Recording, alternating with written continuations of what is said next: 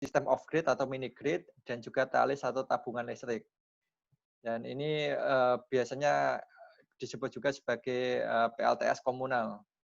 Terus untuk desa dengan penduduk tersebar itu akan dilistriki dengan lampu tenaga surya hemat energi, itu satu paket panel, terus dengan 3 atau 4 lampu yang sudah dikembangkan dengan baterai dan juga dengan talis.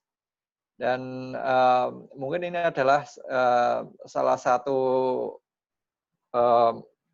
strategi yang dilakukan oleh pemerintah untuk bisa mengaliri listrik ke semua lapisan masyarakat di Indonesia. Dan kalau misalkan semua disamaratakan untuk bisa mendapatkan jaringan, mungkin untuk daerah-daerah yang terpencil ataupun baik itu terpusat atau tersebar, mereka mungkin akan sangat lama sekali untuk bisa mendapatkan listrik. Dan ini meskipun kualitasnya dan juga kuantitasnya itu belum sama dengan wilayah di baik itu di Jawa ataupun di Papua yang sudah dekat dengan jaringan PLN, tapi minimal mereka sudah bisa mendapat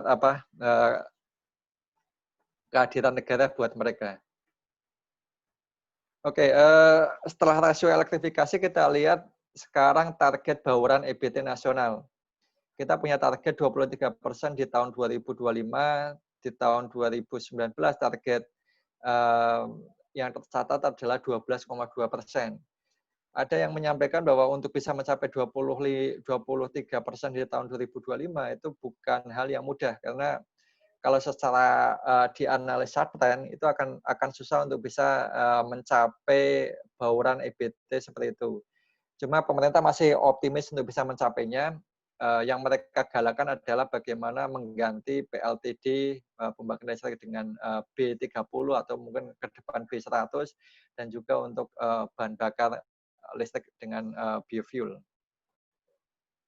Ini adalah perkembangan pembangkit EBT nasional. Kalau kita lihat antara 2008 sampai 2018 didominasi oleh PLTA ataupun PLTMH dan juga PLTP panas bumi. Tapi yang menarik di tahun 2019 adalah perkembangan PLTS tenaga surya itu pesat dari 88 kilowatt 88 megawatt kilowatt menjadi 152 kilowatt.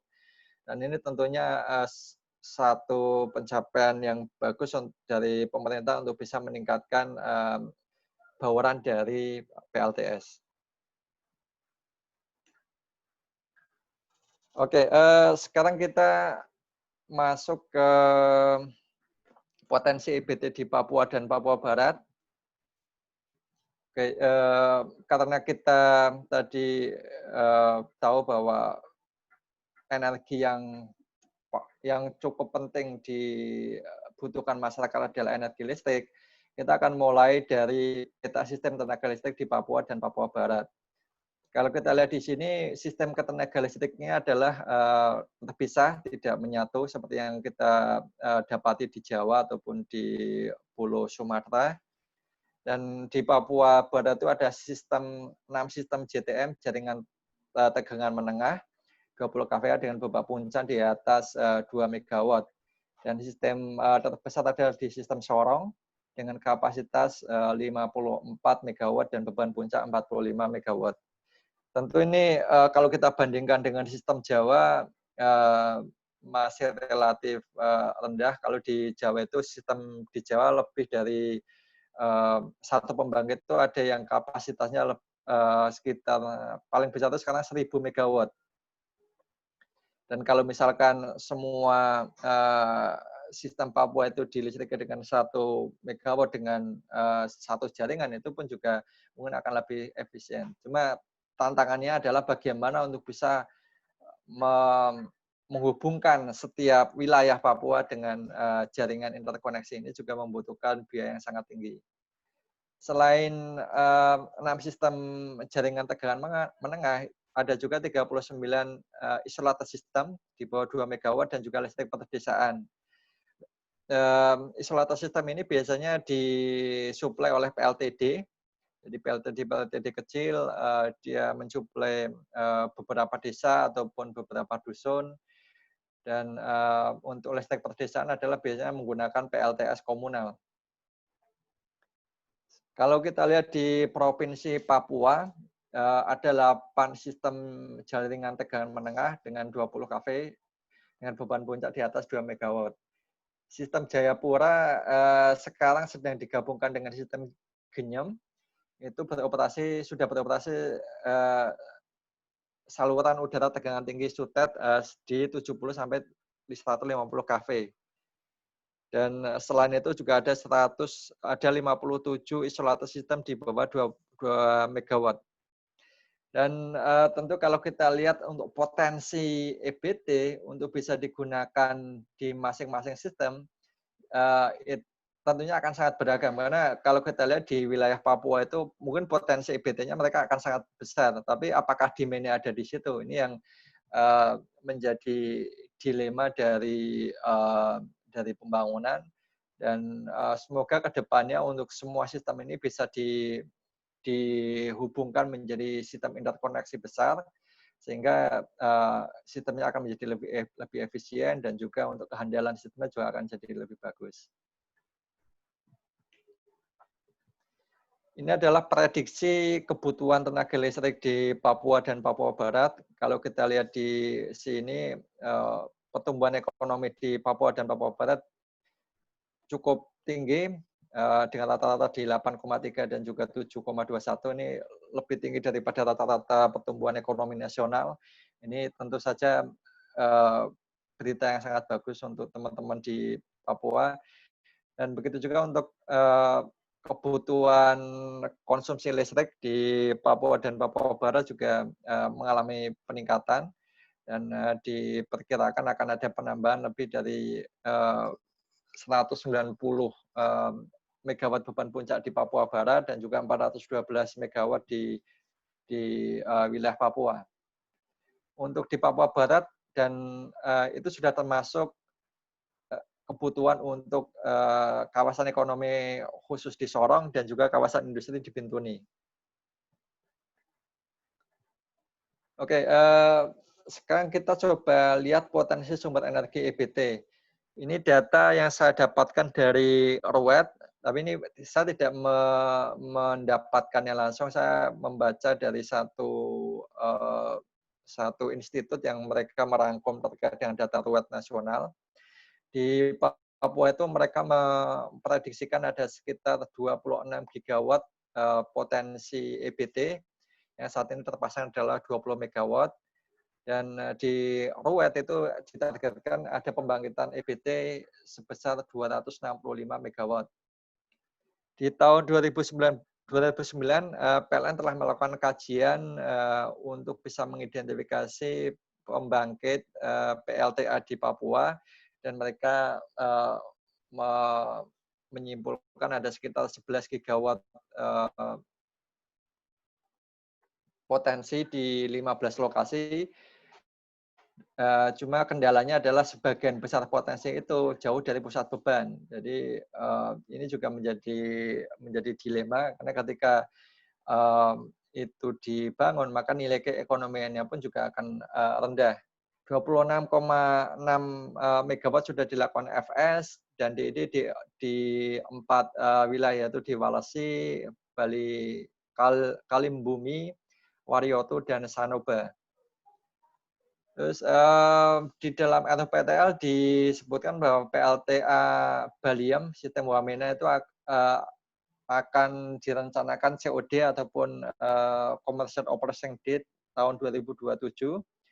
Ini diharapkan bisa membantu melistriki wilayah-wilayah di Wamena. Dan ada juga di PLTA Sentani itu ada tambahan sekitar 20 megawatt, dan potensi yang cukup tinggi juga adalah PLTS komunal.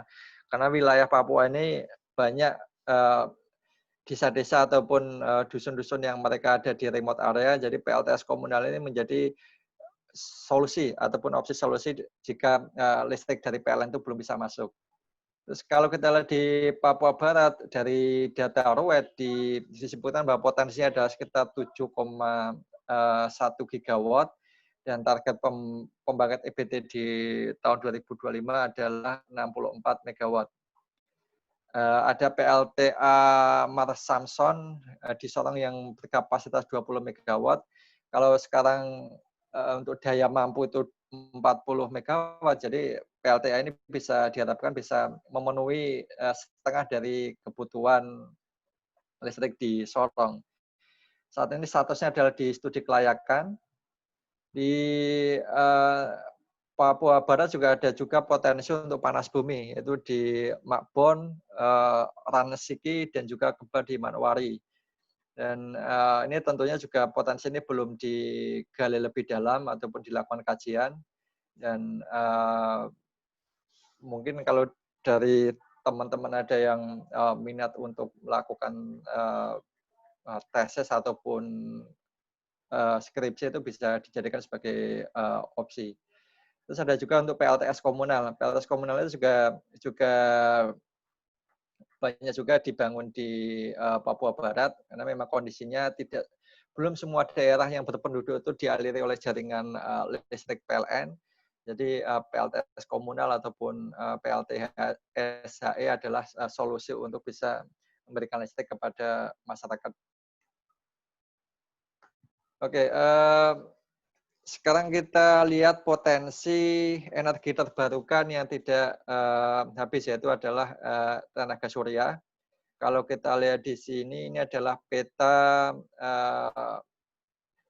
dari Global Solar Atlas. Ini saya sematkan juga untuk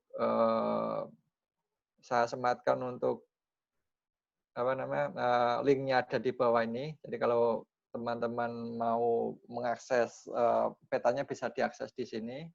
Dan kalau kita lihat warna yang paling hitam itu adalah dia menandakan untuk irradiasinya lebih tinggi. Itu ada di wilayah NTT, NTB, dan juga di sekitar Jawa Timur. Dan kalau kita coba bayangkan potensi itu di Papua, kalau kita lihat itu ada di sekitar 1.700 per meter persegi kWh per meter persegi per tahun. Dan kalau rata-rata konsumsi listrik rumah tangga tahunan itu adalah 3.000 kWh, kita membutuhkan luas area penampang PV sekitar 15 meter persegi. Dan ini tentunya bukan luas yang sangat luas, dan saya kira di beberapa rumah mereka mempunyai luas penampangnya seperti ini. Tapi memang tantangannya dari PLTS atau tenaga surya ini adalah sifatnya intermiten, jadi tidak bisa 24 jam. Dan jika ditambahi dengan komponen baterai, maka biayanya juga akan lebih tinggi.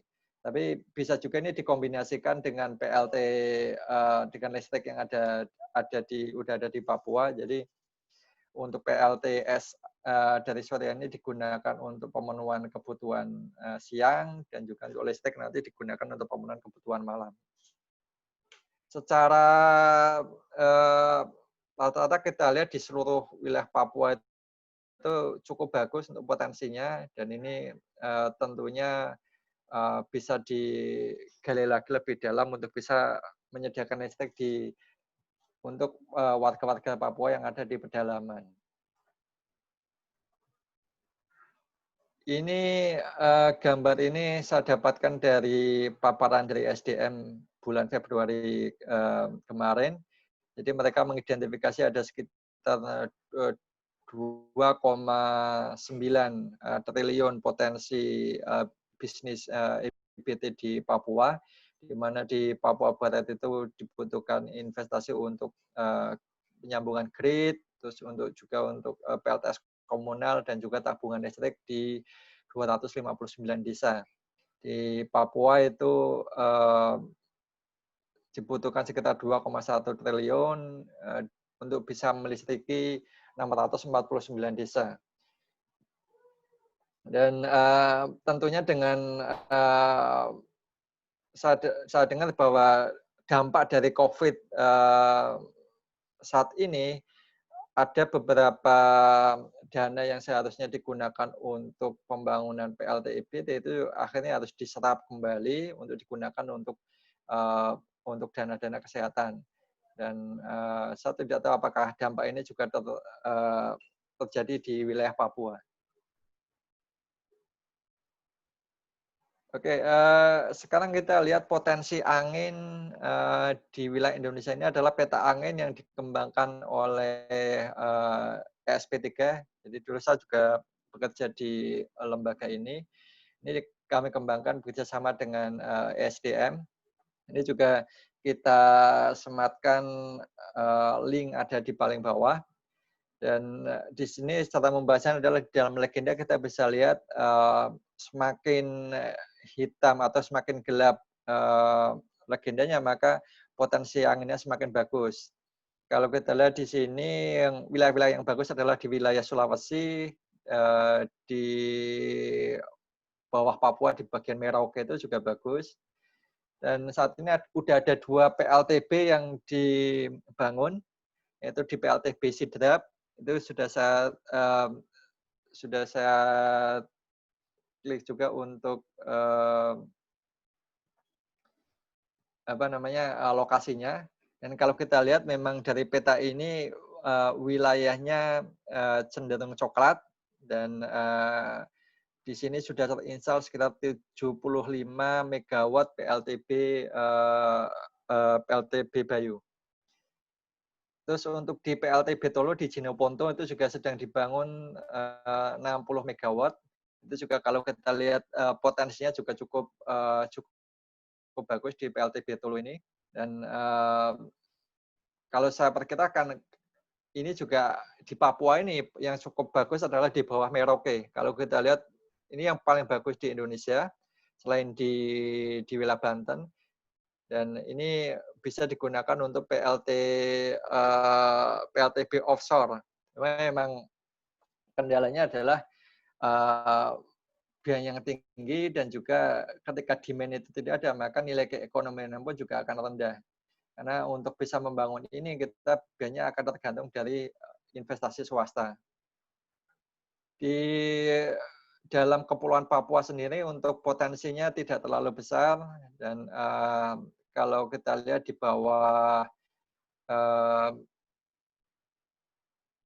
itu juga ada sekitar 4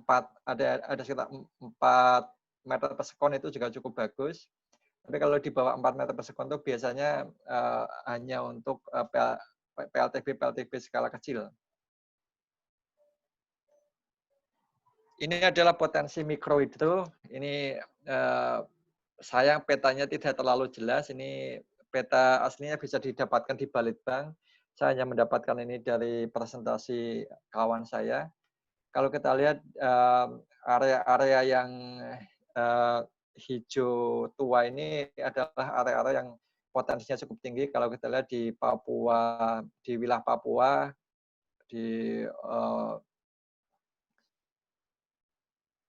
ini cukup bagus ini. Dan kalau kita lihat tadi kan ada sekitar dari kajian PLN ada 11 gigawatt potensi PLTA di wilayah Papua.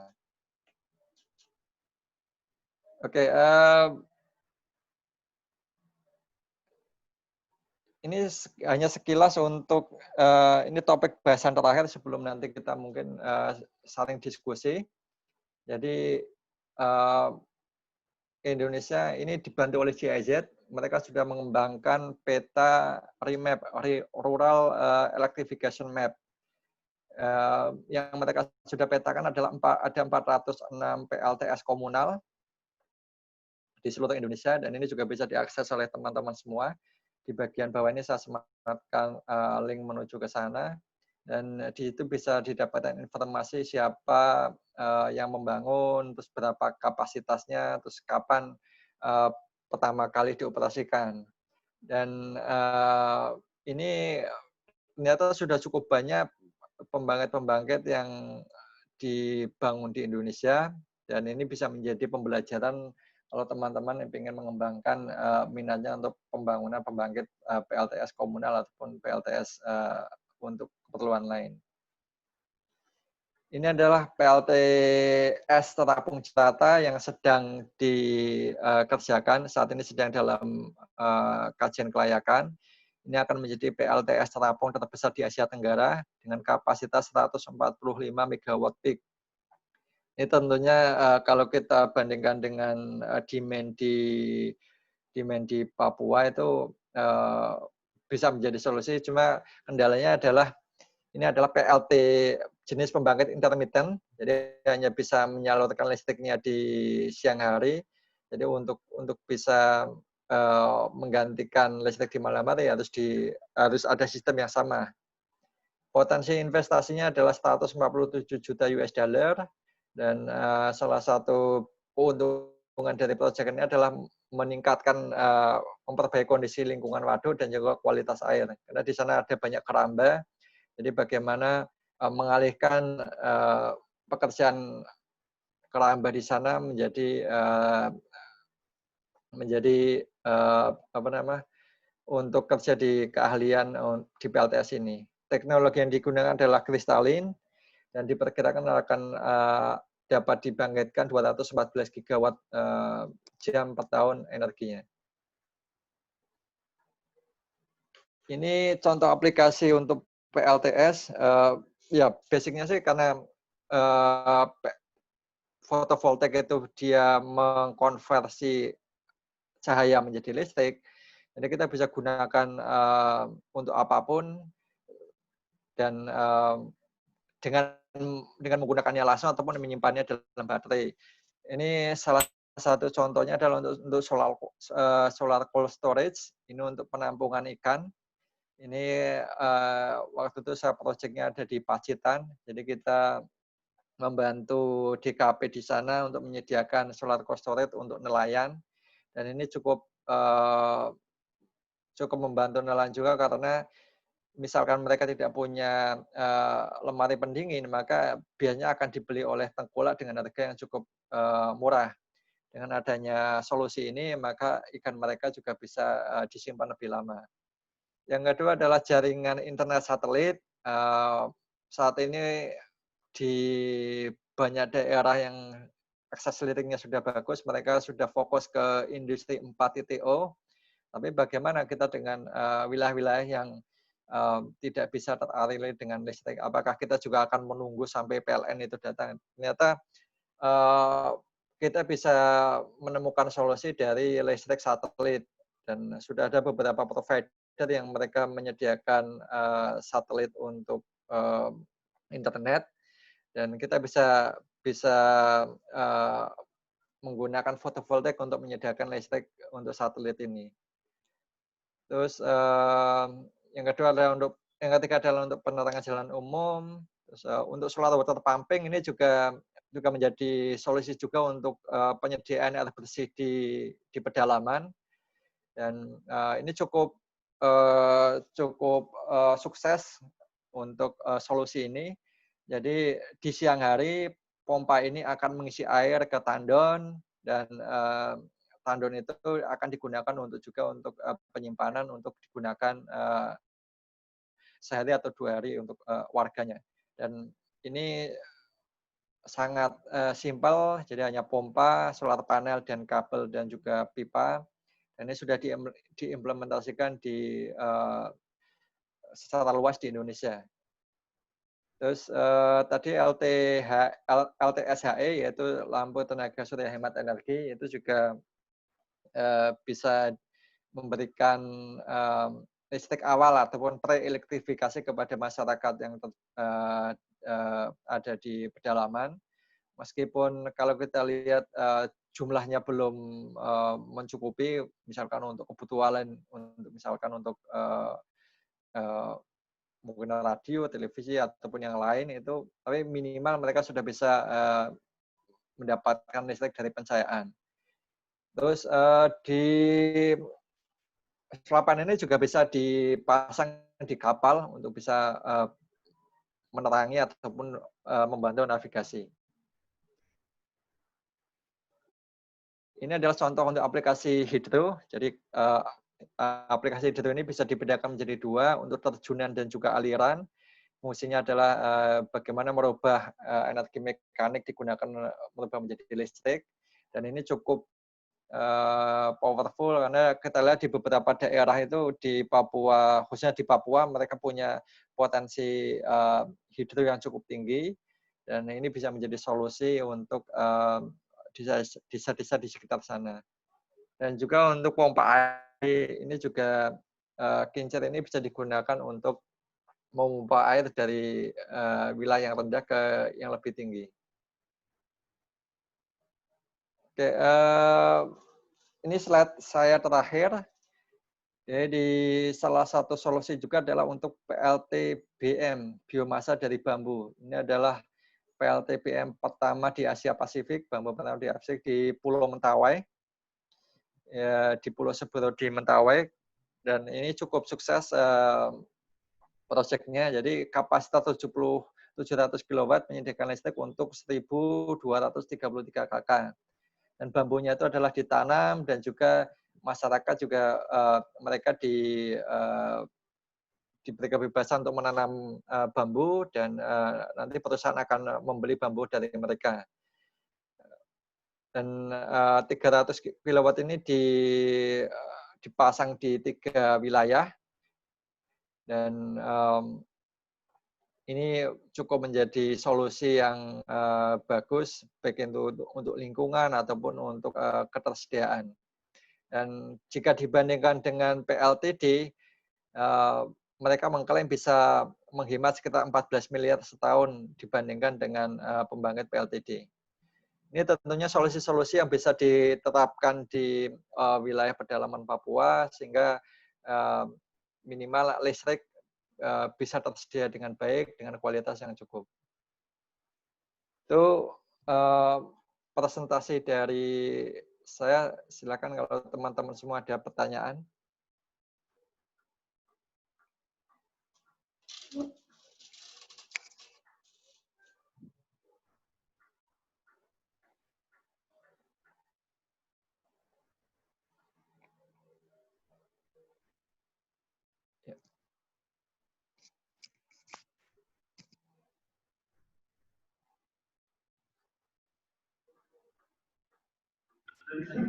Ya, terima kasih Pak Unggul buat penjelasannya. Jadi kita sudah mendengarkan ya penjelasan dari Bapak, banyak sekali potensi untuk Papua dan juga Papua Barat seperti PLTA, terus PLTS, dan tadi kalau saya dengar tuh di daerah Makbon ya punya potensi energi panas dan juga lain sebagainya. Nah, selanjutnya kami persilahkan untuk Bapak Ibu dan teman-teman yang lainnya yang mungkin ingin bertanya, boleh melambaikan tangan atau chat supaya bisa kita unmute. Terima kasih.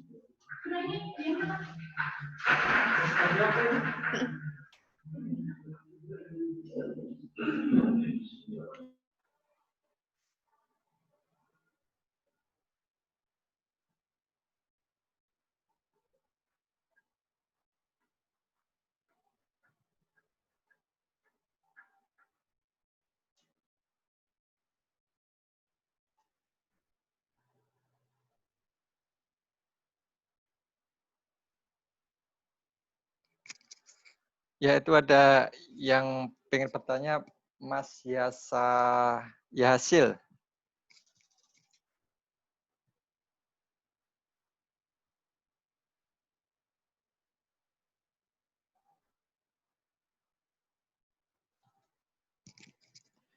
Ya, silakan nih moderator. Oh, ya.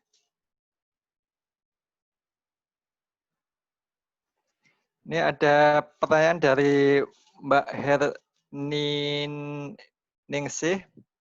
Apakah bisa dikembangkan energi tenaga gelombang sebagai pembangkit tenaga listrik? Ya, untuk gelombang itu ada, setahu saya ada 3 energi yang bisa dikonversi, baik itu energi gelombang itu sendiri, terus energi perbedaan panas dari di dalam laut dan juga di permukaan, dan juga untuk pasang surut. Untuk tingkat kematangan teknologi itu sendiri bermacam-macam, dan saya lihat sempat ada kajian terkait dengan kesiapan teknologi ataupun juga potensi di Indonesia. Kalau kita bandingkan dengan teknologi lain, tentu karena tingkat kematangannya itu belum cukup matang dibandingkan dengan teknologi lain dan juga belum banyak produksi di pasaran, maka harganya akan relatif tinggi. Tapi setahu saya BPPT mereka sudah secara intern melakukan penelitian terkait dengan teknologi gelombang dan tentunya kalau misalkan kita bisa memanfaatkan teknologi gelombang juga akan bagus karena kita negara dengan panjang pantai paling panjang di seluruh dunia dan tentunya ini juga akan menjadi solusi untuk orang-orang di sekitar pantai.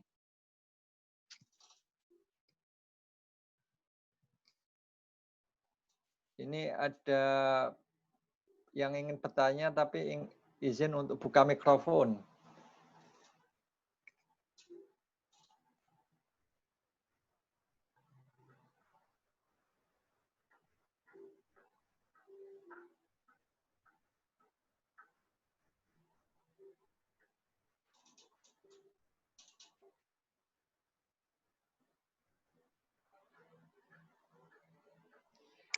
Ya, pertanyaan apakah potensi energi pada Papua dan Papua Barat jika dimaksimalkan dapat memenuhi kebutuhan listrik masyarakat di sana, baik di pedalaman maupun di perkotaan, dan bagaimana cara untuk memaksimalkannya? Ya, kalau kita lihat potensi totalnya, tadi di Papua itu ada 26 gigawatt, 26.000 megawatt, dan juga di Papua Barat itu ada 7.000 megawatt. Kalau kita bandingkan dengan kebutuhan saat ini yang sekitar di 120 megawatt itu tentunya potensi ini sangat besar sekali. Tantangannya adalah potensi itu terletak di wilayah-wilayah yang jauh dari jaringan dan juga jauh dari demand. Dan untuk bisa menyambungkan potensi itu ke jaringan itu juga biasanya membutuhkan biaya yang cukup tinggi. Dan kalau kita lihat tadi saya akan coba buka petanya.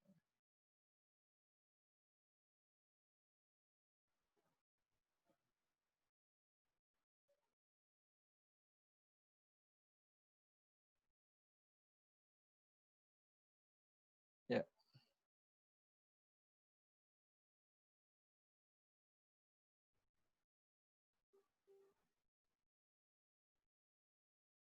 Ya, kalau yang menjadi adalah sistem-sistem ini tidak terinterkoneksi. Artinya mereka punya sistem sendiri, jaringan sendiri. Jadi kalau misalkan katakanlah misalkan sistem Wamena, mereka punya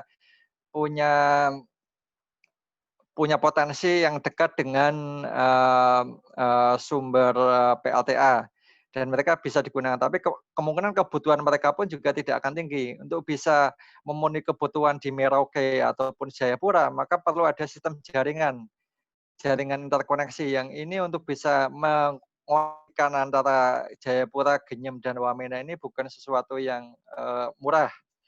Dan biasanya itu akan ada kajian ekonominya sendiri untuk menentukan apakah grid atau jaringan itu akan digabungkan. Kalau secara potensi kita lihat potensinya cukup besar, karena 26 gigawatt di Papua dan di Papua Barat pun juga 7 gigawatt. Dan pertanyaannya adalah bagaimana kita bisa menciptakan demand-demand di Provinsi Papua. Karena ketika demand itu ada, misalkan ada industri ataupun KAK, kawasan ekonomi khusus, otomatis akan ada investor yang dia mau untuk berinvestasi terkait dengan pembangkit.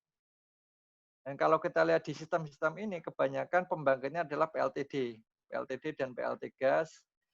Dan untuk batu bara sendiri akan direncanakan pembangunannya di tahun 2025. Dan ini tentunya PR buat kita kita bersama bagaimana potensi-potensi ini bisa dimanfaatkan. Karena kalau disatukan menjadi seperti grid Jamali itu adalah grid Jawa, Madura, Bali, itu sudah terkoneksikan menjadi satu jaringan. Jadi kalau misalkan ada pembangkit di Jawa Timur yang dia kelebihan elektron itu bisa dikirimkan ke Jakarta. Nah, tapi kalau di kasusnya seperti ini, ketika itu gridnya masih kepisah, maka akan susah untuk dikirimkan. Jadi misalkan di Wamena mereka surplus PLTA. Ketika tidak ada demand yang menyerap, ya surplus itu akan tidak bisa digunakan, akan terbuang. Karena tidak bisa ditransportasikan ke Timika, Nabire, Kaimana, ataupun Genyem. Karena tidak ada interkoneksi.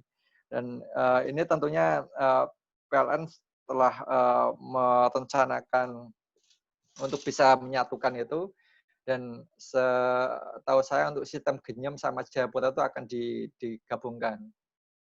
Tapi untuk menggabungkan seluruh Papua menjadi satu sistem itu mungkin effort yang sangat besar dengan dana yang sangat luar biasa.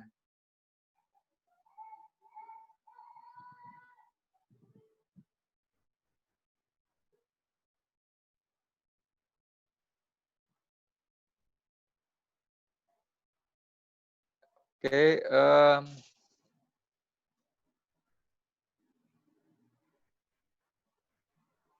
apakah ada pertanyaan lain?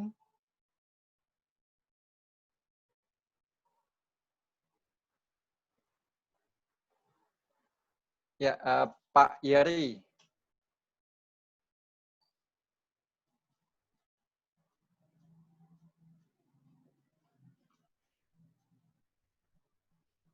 Yeri, di-unmute aja Yerinya. Siapa? Yeri duluan atau saya? Oke. Assalamualaikum warahmatullahi wabarakatuh. Waalaikumsalam. Pak, saya dosen teknik kimia dari Uni Muda Sorong. Ya. Saya mau bertanya Pak, kalau kami teknik kimia yang berkaitan dengan benar-benar proses teknik kimia, yang tadi PLTBM, bambu ya? Bambu. Yang biomasanya pakai bambu. Iya Pak? Ya, betul. Nah, kalau misalnya, apakah kami berarti bisa dong Pak, misalnya pakai biomasa lain, misalnya bekasnya bonggol sagu gitu. Bisa nggak ya Pak kira-kira? Ya, bisa. Ya, secara umum biomasa ini kan bisa didefinisikan sebagai bahan bakar organik yang dihasilkan dari tanaman. Dan memang ketika sudah skala produksi untuk listrik itu tantangannya adalah bagaimana pasokan. Ini di Mentawai ini yang mereka coba bambu karena bambu itu sangat cepat dan di setiap pulau itu adalah ada tanaman bambu. Dan untuk bisa mendapatkan stok yang cukup besar itu mereka juga sudah tersedia lahan yang cukup luas. Dan kalau misalkan di Papua itu tersedia misalkan dari sagu ataupun mungkin dari sisa-sisa penebangan hutan itu pun juga bisa digunakan. Dan ada juga yang mereka menggunakan kaliandra ataupun pohon lain yang dia cepat untuk tumbuhnya, tidak sampai 3 atau 4 tahun itu bisa dipanen untuk bisa dibakar menjadi listrik. Jadi biasanya pertimbangannya adalah terkait dengan stoknya, Bu. Oke. Soalnya kan kalau yang setahu saya di Papua sini ada pabrik tepung sagu. Ya, mungkin kita bisa penelitian ke depannya potensinya ada atau enggak. Bapak, saya izin lagi bertanya satu lagi. Ya. Tentang tenaga surya, PLTS. Ya. Kalau karena kebetulan saya dari Kaimana dan saya lihat di sini adalah ada sistem Kaimana yang notabene tidak terkoneksi dengan mana-mana gitu. Ya. Kita kalau di Kaimana setahu saya banyak sih pengembangan PLTS di desa-desa, karena kebetulan di Kaimana itu desa-desanya jauh-jauhan, harus ditempuh pakai perahu, pakai kapal. Nah, jadi ada dari pemerintah memberi PL bantuan solar cell. Tetapi yang jadi masalah di kami itu maintenance-nya yang tidak ada. Jadi orang maintenance tidak ada. Apakah ada nggak ya, maksudnya Pak, solusi untuk masalah ini? Kalau misalnya Bapak tahu, boleh di-share apakah ada solusi untuk masalah ini, karena ini berkaitan juga dengan kalau tadi ada contoh-contoh penggunaan energi listrik dari surya, untuk contoh untuk teman-teman yang ada di pusat-pusat pelayanan kesehatan, terutama di pedalaman, Pak, yang jauh dari Kaimana. Jadi soalnya di sana benar-benar tidak ada, kalau solar cell-nya bermasalah sudah habis, kayak rusak, nggak tahu bagaimana perbaikinya gitu. Apakah ada solusi kah Pak untuk yang kayak masalah kayak begitu? Terima kasih sebelumnya Pak. Ya, ya, saya jadi ingat dulu di sekitar tahun 2010-an juga sama, waktu itu kan malah lebih baru lagi terkait dengan PLTS, dan biasanya PLTS itu terdiri dari baterai, panel surya, dan juga lampu. Ketika satu komponen itu rusak, katakanlah baterainya ataupun inverternya rusak, itu mereka anggap semua sistem itu rusak, padahal yang rusak adalah hanya satu komponen. Cuma untuk bisa mendapatkan komponen itu biayanya akan lebih tinggi daripada mereka ya katakanlah udah menyerang untuk mengatakan itu rusak. Dan akhirnya ada satu kasus itu solar panel yang mereka turunkan akhirnya mereka buat menjadi meja, dan waktu itu masih cukup mahal untuk solar panel. Dan salah satu mungkin solusi keberlanjutannya adalah di setiap daerah itu biasanya ada kebutuhan untuk aki atau mungkin teknisi elektronik, teknisi aki yang mereka sudah familiar dengan sistem itu. Dan ini kan bukan suatu yang rocket science. Dan jadi untuk kebutuhan maintenance itu biasanya yang paling ribet itu adalah di aki dan juga untuk inverter. Kalau solar panel sendiri, sepemahaman saya itu bisa lebih dari 10 tahun umurnya. Karena mungkin paling yang akan turun adalah untuk performanya. Jadi yang awalnya itu dia bisa dalam satu panel itu mungkin 170 kW peak, 170 watt peak, tapi ketika berumur itu mungkin bisa turun menjadi 150 ataupun 120. Tapi secara desain itu bisa, bahkan ada yang mengatakan bisa sampai 25 tahun. Dan ketika itu masih ada solar panelnya, kita bisa mengeceknya menggunakan multimeter. Selama arusnya itu masih ada, berarti solar panelnya nggak ada masalah. Nah, yang mungkin bermasalah adalah bagaimana solar charge controllernya, ataupun inverternya, ataupun mungkin dari lampu. Dan biasanya kalau ada masalah seperti ini, memang perlu ada panduan yang umum, dan saya lihat sudah banyak proyek yang mereka mendukung untuk materi-materi seperti KJIZ, USAID, terus dari Danida juga. Mereka, saya lihat di website itu ada banyak materi yang bisa digunakan untuk memberikan pemahaman terkait dengan solar panel ini. Tapi saya sependapat dengan Ibu, itu perlu ada teknisi lokal. Karena untuk bisa mendatangkan teknisi ke Papua pun juga mungkin biayanya akan lebih tinggi, dan perlu ada pelatihan sehingga minimal mereka punya basic pengetahuan untuk operasi dan maintenance-nya. Baik Pak, makasih banyak ya Pak. Ya. jawabannya. Baik.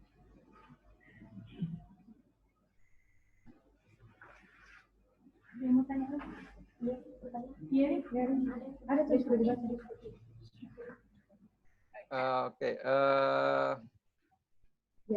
oke, ini tolong jelaskan ulang sedikit tentang pembangunan PLTBM. Saya akan coba paparkan paparan yang saya terima dari PLTBM dari Indonesia. Mungkin akan lebih jelas lagi. Coba buka paparannya.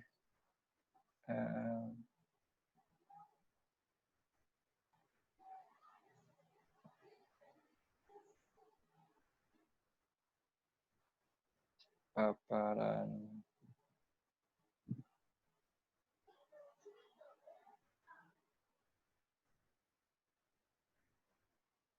apropi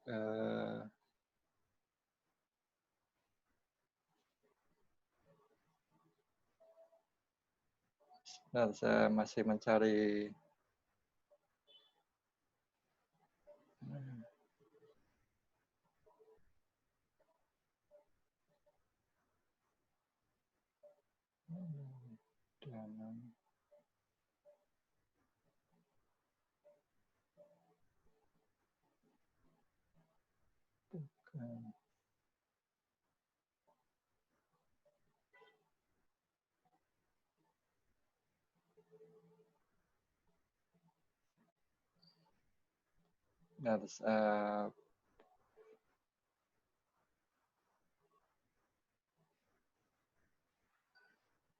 jadi presentasi ini saya dapatkan dari Clean Indonesia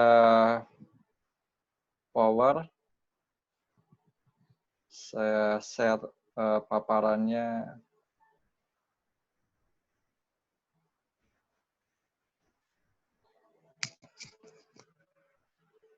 Ya, sudah bisa dilihat. Ini adalah paparan mereka terkait dengan PLT biomasa berbasis masyarakat di Mentawai. Ya, ini adalah konsep umumnya. Jadi ada BUMDes. Jadi masyarakat melalui BUMDes itu menjual bambunya ke pembangkit. Terus ada juga PLN yang mereka sebagai penjamin pembelian listrik dan swasta berinvestasi di sana. Jadi ini adalah untuk menggantikan PLTD. Dan di model Mentawai itu adalah ada pembibitan bambu lokal, ada juga untuk hutan bambu milik masyarakat. Dan ini adalah dibakar dan sisanya itu bisa digunakan untuk bahan bakar memasak briket ataupun bisa digunakan untuk produk pertanian. Nah, ini kenapa bambu tadi menarik, ini kan pilihan tanamannya kan banyak, bisa bambu, bisa kaliandra. Ini biasanya yang dipilih adalah umur panen yang cepat. Jadi kalau di sini mereka mengestimasikan di umur 4 tahun itu bisa dipanen dan juga bisa digunakan untuk pembakaran. Karena salah satu kuncinya dari PLTBM adalah terkait dengan pasokan.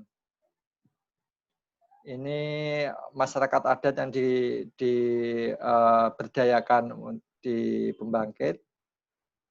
Ini adalah konfigurasi mesinnya. Jadi mesinnya lebih ke gasifier untuk menghasilkan listrik. Ini tipikal untuk 50 sampai 1 megawatt.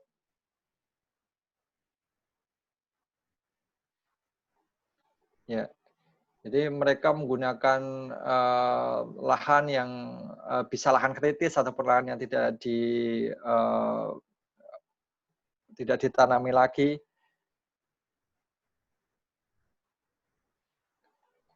Nah, ini mereka juga sedang mengembangkan di kawasan timur, kawasan transmigrasi.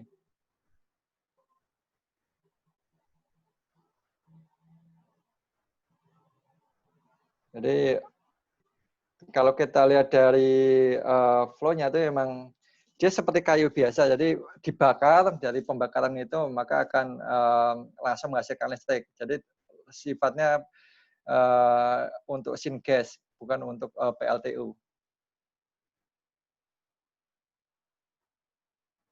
Apakah sudah cukup menjawab atau mungkin ada pertanyaan lain dari Mas?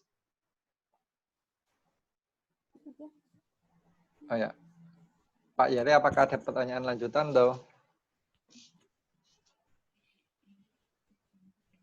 Oke, sudah. Baik. Sunggung. Ya. Saya yang mau bertanya.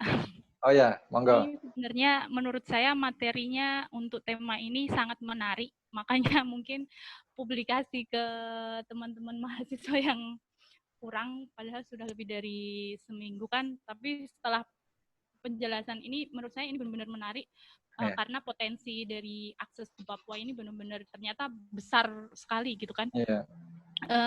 Terkait tadi yang pertanyaannya dari Bu Yus, teman saya yang dari Kaimana, yang terkait maintenance yang perlunya tenaga lokal yang harus tahu tentang maintenance solar cell itu. Apakah itu biasanya dari pihak PLN atau dari pihak swasta atau bagaimana? Ya, kalau di ya paling mudah itu adalah kita menggunakan orang yang sudah ahli atau terlatih untuk bisa melakukan pekerjaan yang sama. Karena kalau misalkan mendidik orang lagi itu biasanya ada dua. Pertama adalah mungkin mereka tidak akan lanjut lagi ke depan karena memang tidak tertarik, ataupun mereka bukan mata pencarian mereka. Di kasus saya di Karimun Jawa di Jawa Tengah itu mereka ada namanya bukan PLN tapi ada satu pengelola PLTD yang ditunjuk oleh kecamatan. Bukan kecamatan tapi ditunjuk oleh provinsi khusus untuk menangani di wilayah Karimun Jawa. Dan karena mereka sudah ditunjuk dan juga diberi gaji, maka mereka juga dibekali dengan pelatihan dan juga pekerjaan juga mereka melekat. Akhirnya ada sisi keberlanjutannya. Dan kalau paling mudah sih memang itu PLN, tapi biasanya PLN itu mereka hanya memaintenance sistem mereka sendiri, dan mereka tidak mungkin akan susah untuk bisa dimintai untuk membantu maintenance di sistem yang lain. Dan kalau di peta ini, di remap ini kan ada sekitar 406 sistem PLTS komunal yang ada di Indonesia. Dan situasinya sangat beragam, tapi kebanyakan itu adalah kendalanya adalah di operation and maintenance. Dan biasanya ketika mereka mendapati salah satu komponen rusak dan biayanya tinggi, itu mereka akan kesusahan untuk mencari komponennya. Padahal kalau kita lihat komponennya mungkin biaya terhadap sistem itu mungkin 10-20%. Dan karena kesusahan untuk mengganti itu akhirnya agak susah. Dan solusi yang bisa dilakukan adalah ada namanya RESCO, Renewable Energy Service Company. Jadi RESCO ini adalah suatu perusahaan satu jenis perusahaan yang dia memberikan turnkey solution kepada memberikan listriknya ke masyarakat. Dan masyarakat membayarnya ke PLN, PLN membayarnya ke RESCO ini. Jadi ibaratnya kalau kita lihat kan seluruh wilayah di Indonesia adalah milik PLN, kecuali ada satu kawasan khusus yang mereka melepaskan diri dari PLN. Tapi ketika mereka melepaskan diri dari PLN, otomatis ke sana. Dan RESCO ini bisa menjembatani untuk penyediaan technical assistant, untuk pembangunan, dan si RESCO ini dia bisa mengatasi keberlanjutan dari sistem ini. Karena kalau diserahkan ke masyarakat, dari pengalaman saya itu tidak akan jalan. Dan gitu. Akan susahnya karena kita harus mentraining orang yang baru. Terus yang kedua, ketika mereka mendapatkan masalah yang sama, mungkin mereka juga tidak sama responnya dengan orang-anak. Kan mungkin masalah ownership ataupun masalah kapasitas atau masalah kompetensi. Jadi banyak hal, dan biasanya untuk keberlanjutannya itu akan lebih rendah dibandingkan ada satu khusus perusahaan yang dia mengelola ini. Ini mungkin peluang juga buat teman-teman di Papua. Karena kalau kita lihat kan hampir di Papua, seluruh Papua dan Papua Barat itu banyak akan dibangun PLTS komunal. Nah, kalau PLTS komunal ini tidak ada yang mengelolanya, ya saya kan akan susah itu bisa berlanjut. Tapi kalau itu ada pengelolanya, minimal untuk bisa membantu operation and maintenance, itu saya yakin keberlanjutannya akan tinggi.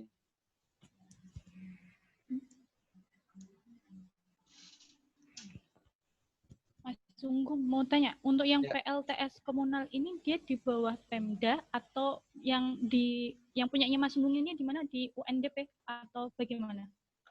Ya, PLTS komunal ini kan setahu saya itu dananya dari APBN, dari ESDM, dari Dirjen EBTKE. Jadi mereka di dalam anggaran mereka itu ada anggaran untuk PLTS off-grid dan LTSHE.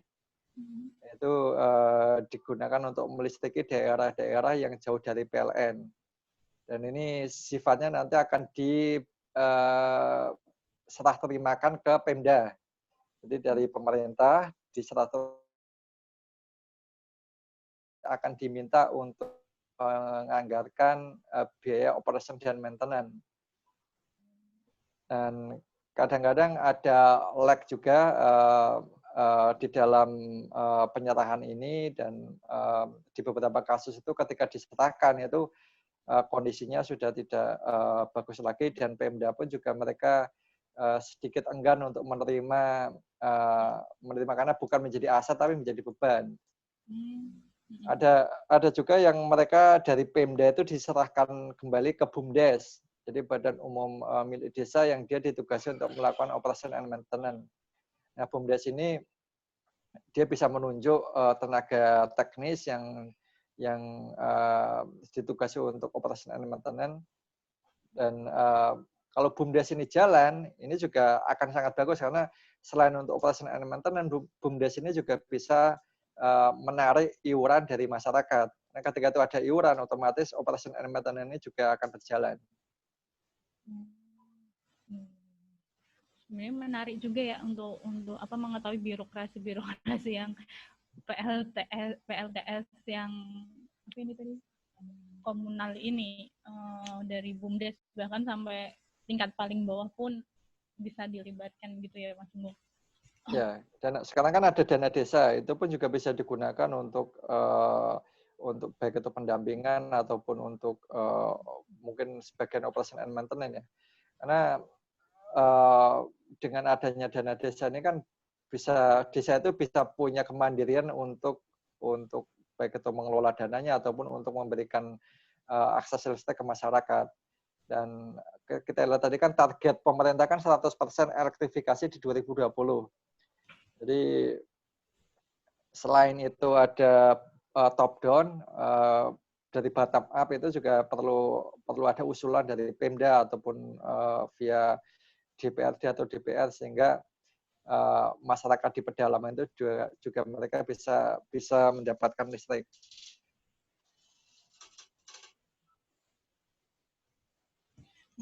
Selanjutnya Mas Umbung, ini tadi saya sedikit menarik tentang ternyata di Sorong daerah Makbon itu ada potensi untuk PLTG. Saya baru tahu ini info dari Mas Umbung, ternyata ada ini. Soalnya yang di PLTA sini ya? PLTA atau panas bumi, iya. Panas bumi. Yang tentang panas bumi itu kan di Makbon, kalau dari tempat saya ini sekitar 1, 2, 3 jaman kali kalau itu. Dan saya nggak tahu ternyata di situ ada potensi panas bumi. Apakah itu sudah ada baru dideteksi di situ ada potensi atau sudah ada mulai eksplorasi atau gimana Mas? Ya, ini data ini saya dapatkan di RUKN dan RUPTL. Jadi di situ sudah disebutkan ada potensi panas bumi, dan biasanya panas bumi ini dia akan muncul baik itu di daerah pegunungan ataupun daerah dataran tinggi. Seperti kalau misalkan di Dieng itu juga akan ada panas bumi. Cuma untuk status apakah ini sudah masuk ke studi kelayakan ataukah sudah mau eksploitasi, saya tidak ada infonya. Tapi sebenarnya info di situ ada potensinya ya. Ya. Kalau potensi sampai keluar angka itu biasanya sudah dikuantifikasi dengan baik itu nggak tahu apakah geolistrik ataukah hitung-hitungan, karena kalau udah keluar angka itu biasanya udah ada satu kajian.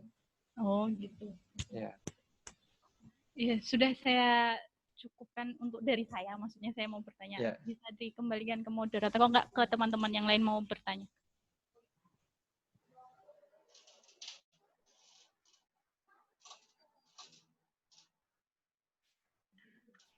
Ya, baik. Terima kasih buat para penanya. Tadi kita udah banyak banget mendengar ada beberapa pertanyaan, seperti bagaimana pengembangan energi tenaga gelombang laut, terus bagaimana cara memaksimalkan potensi energi di Papua dan Papua Barat.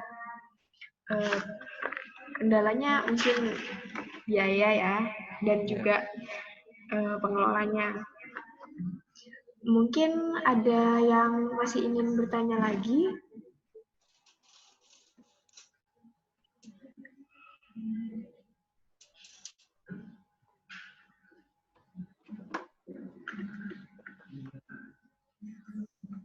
Kalau sudah,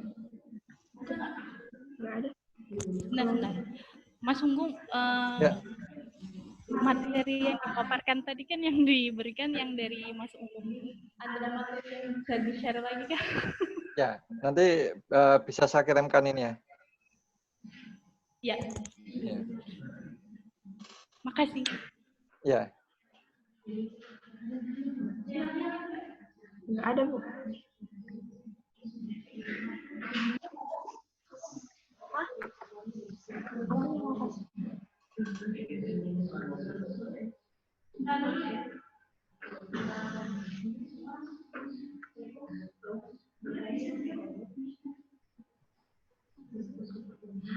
Mau di itu kah?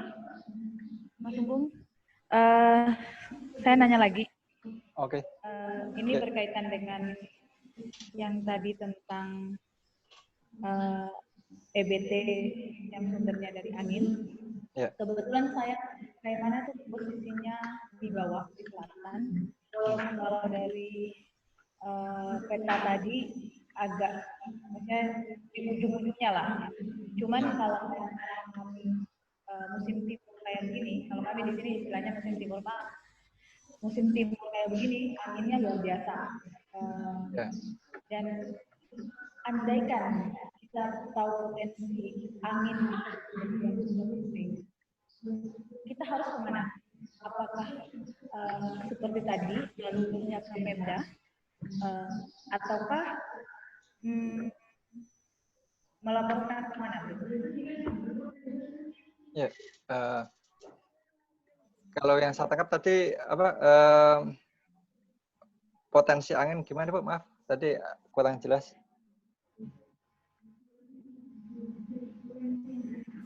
Potensi ini saya kan lihat peta yang dibagikan, ada potensi tenaga angin. Nah itu kalau lihat dari peta tersebut, kami kayak mana itu lumayan ya, maksudnya masih jalurnya masih warna kuning.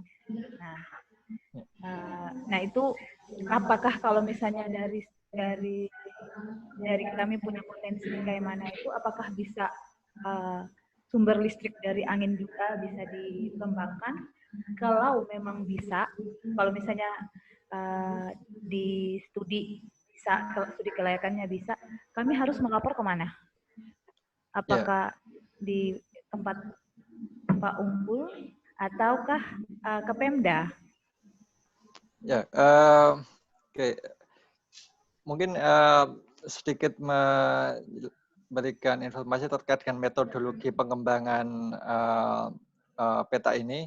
Jadi metodologinya adalah dia menggunakan dua pendekatan. Satu adalah pendekatan data satelit dan juga konfirmasi dengan data meteorologikal di wilayah setempat. Dan akhirnya muncullah data seperti ini. Dan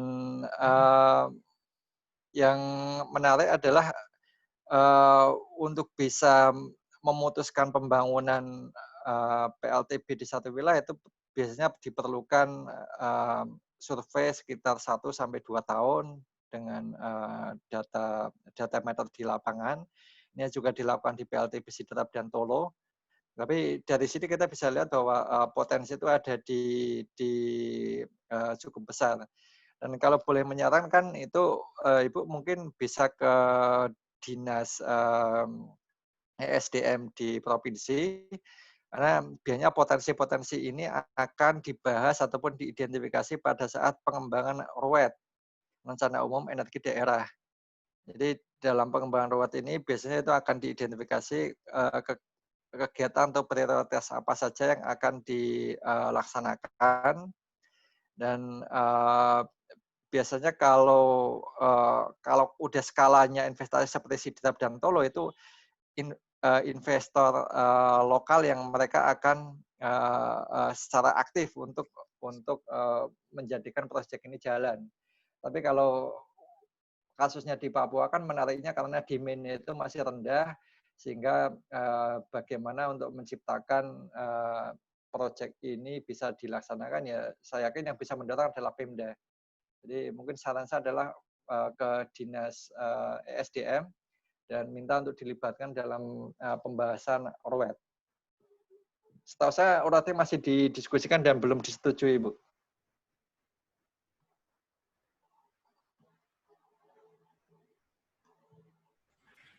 Oke, baik ya. Pak, makasih pencerahannya. Saya kembalikan ke moderator.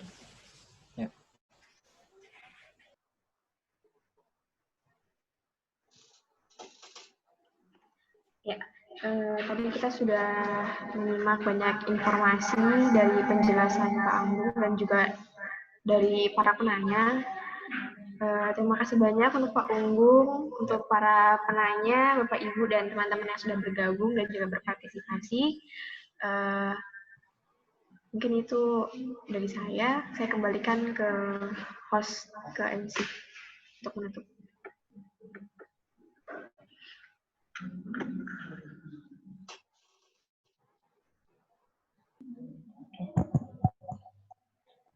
Baik, terima kasih waktu yang diberikan. Sampailah kita pada penghujung acara. Namun sebelum saya menutup, sekali lagi saya ingin mengucapkan terima kasih kepada Bapak Unggung Widiantoro selaku pemateri karena telah memberikan ilmu yang sangat bermanfaat bagi kita semua, yang beliau share dari materi-materinya serta pengalamannya. Terima kasih juga buat teman-teman dan ibu dosen yang sudah mau bertanya dan meluangkan waktunya untuk mengikuti kegiatan webinar kami. Tanpa mengurangi rasa hormat saya mohon maaf apabila ada kekurangan. Mungkin sekian dari saya. Wabillahi taufiq wa hidayah. Wassalamualaikum warahmatullahi wabarakatuh. Waalaikumsalam warahmatullahi wabarakatuh. Mas Unggung, terima kasih buat berbaginya. Walaupun kemarin dadakan. Ini menarik. Mungkin kapan-kapan tekim kami juga bisa di kuliah umum lagi dengan Mas Unggung untuk share ilmu lagi. Untuk lebih lebih itu lagi, mungkin ilmu bagi anak-anak saya. Atau enggak kapan-kapan Mas Unggung bisa main ke Sorong. Ya.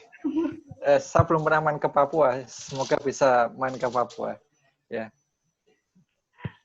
Oke, Mas Umum, bisa minta pesan-kesannya dengan 3 kata untuk anak-anak saya yang ada di Uni Muda.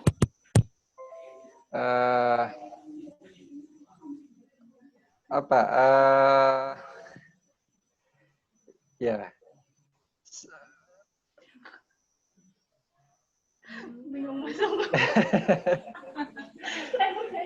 Agak susah juga, tapi saya ingin bilang makasih banyak kesempatannya untuk bisa sharing dan semoga informasi ini bisa memberikan ataupun menambah wawasan dari teman-teman semuanya terkait dengan potensi EBT di Papua. Cukup besar potensinya dan kalau kita lihat masalah di energi di Papua juga cukup besar. Untuk bisa menyelesaikan semua masalah sosial, ekonomi, sosial, kesehatan, itu kita butuh energi. Jadi semoga teman-teman ada yang tertarik untuk membantu Papua untuk meningkatkan energinya. Terima kasih, Mas Umum. Oke, terima kasih. Bermanfaat. Ya. Salam buat anak ini. Ya. Ya. Terima kasih banyak. Assalamualaikum warahmatullahi wabarakatuh. Waalaikumsalam. Tadi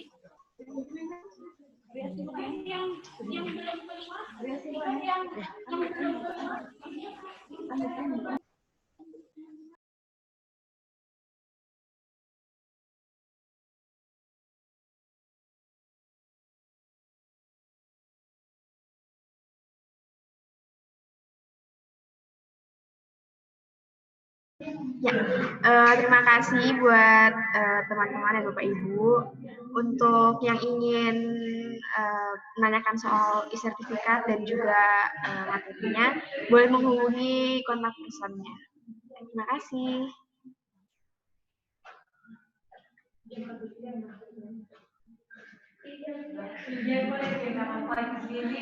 Kenapa dia? Sabar. Ahmad? Sudah loh.